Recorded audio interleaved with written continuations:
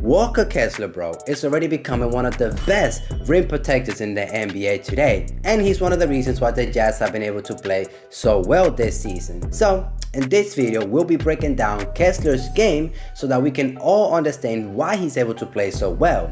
Plus, we will also talk a little bit about the Gobert trade that went down during the offseason, because as you guys know, he got traded for Gobert during the offseason. And as of right now, he's looking like he might be better than Gobert. So let's just get right into the video. At 7'1" and 245 pounds, for his size, Kessler moves very well, bro. He is showing flashes that he can step out the paint and defend the pick and roll situation while still being able to recover to the rim, bro. That's incredible.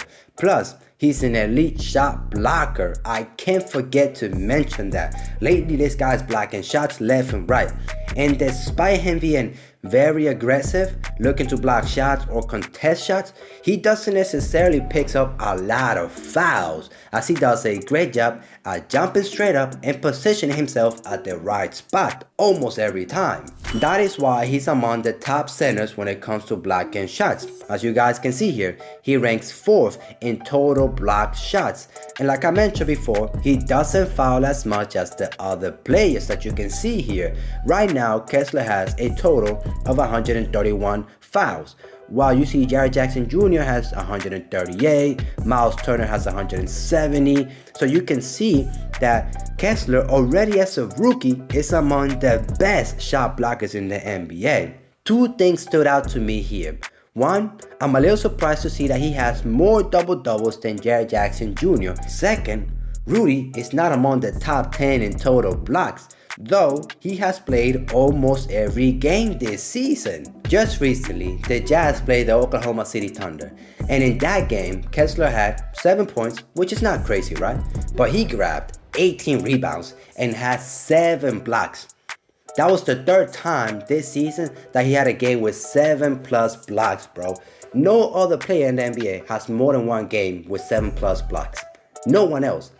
And I can't forget to mention that in that game, in the 4th quarter, with like 5 seconds left, he actually tied the game up. He had a putback to tie the game up, right? And then he had the block right on the next play. He had the block to force overtime. And eventually the Utah Jazz ended up winning that game, which is incredible. But that already shows his impact defensively has been incredible this season. And just recently he had another game where he had like 5 blocks. Lately, I've been watching the Jazz a lot, and I have realized that they are not that great defensively as a whole. The whole team together are not that good defensively. I get it, they are on a rebuilding mode and they were not supposed to be this good this season, but they're contending for a playing spot for the playoffs, you know what I mean? I went ahead and looked at the stats, and the stats also show that the Jazz this season have been horrendous defensively, as they have the 5th worst defensive rating in the NBA. But then I was like, hold on, let me look at how it is when Kessler is on the floor, how the defensive rating looks. And I see that they are actually better defensively when he's on the floor, with a defensive rating of 112, as you can see here. That there will be the 12th best defensive rating in the NBA this season. Yes, those numbers aren't crazy, but the thing that we can't forget that this guy's only 21 years old and just came to the NBA. He only has like 50 games in his bag, and he's already having a big impact defensively. We're just talking about defensively. Now I want to play a small game with you guys. If we look at these two player stats, who do you think has been the better player? Some people might say player A, some people might say player B. But if I just look at the numbers here, I'll probably say player B.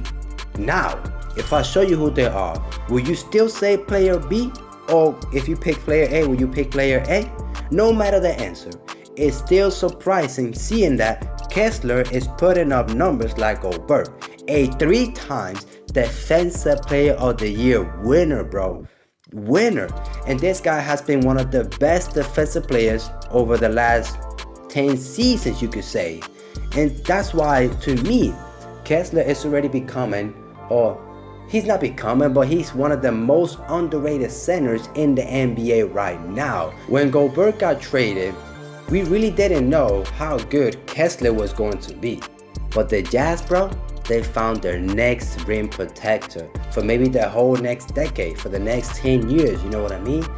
And right now, I will have to say that Kessler might actually have a higher ceiling offensively. Defensively, we cannot say that yet because defensively, Gobert is a 3-time Defensive Player of the Year. And, you know, when it came to the playoffs, Gobert was never that great. We already know, like, in the perimeter, he couldn't hold his own with Stephen Curry, Luka Doncic, Damian Lillard, like, players like that, you know what I mean? But during the regular season, he was always amazing, great.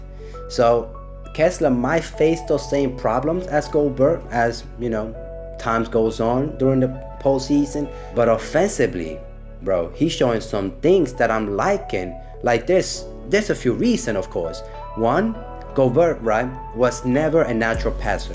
Kessler is a willing playmaker, doing a lot of dribble handles and lots of drives and kicks out. Yes, Gobert did the same thing, but with Kessler, it feels more natural, you know what I mean? And just like Gobert, right, Kessler's offense comes from dunks, layups, and putbacks. But what I like the most about Kessler is that he be experimenting a lot with a left-handed hook shot in the post. Like, it's not like Kessler is just staying in one spot. You see him drive a lot, kicking out passes. You see him getting in the post when it's a mismatch, something that Gobert never really did. Like there's a lot of clips where Gobert couldn't really take advantage of a mismatch, which was crazy. But in terms of a jump shot, Kessler and Gobert are kinda identical. Kessler did attempt a few 3-pointers in college and made a few of them. But in the NBA, he has only attempted 1 3-pointers. 1, bro, which happened just recently against the Thunder. But he made it though, so that's incredible. I do have to say also that his free throw percentage has been horrendous this season. He's shooting 53% from the free throw line. That's not gonna get you anywhere in the NBA. So he has to improve his jump shot, his free throw percentage, develop a post. Like offensively, he still has a lot of work, you know what I mean? But the thing about Gobert and Kessler is that Gobert is already done, you know, his NBA career is about to finish. You know, I don't know how long he's gonna have, but his career is about to finish while Kessler just started. And as we guys know, today's game is a very offensive game. You have to get buckets. You have to be a hooper. You have to have an offensive game, an offensive bag to survive in this NBA. Defense is not going to get you far today. You have to be able to do both right now. So he's 21 years old, has the time to develop a jump shot, has the time to develop a 3-point shot, and has the time to shoot.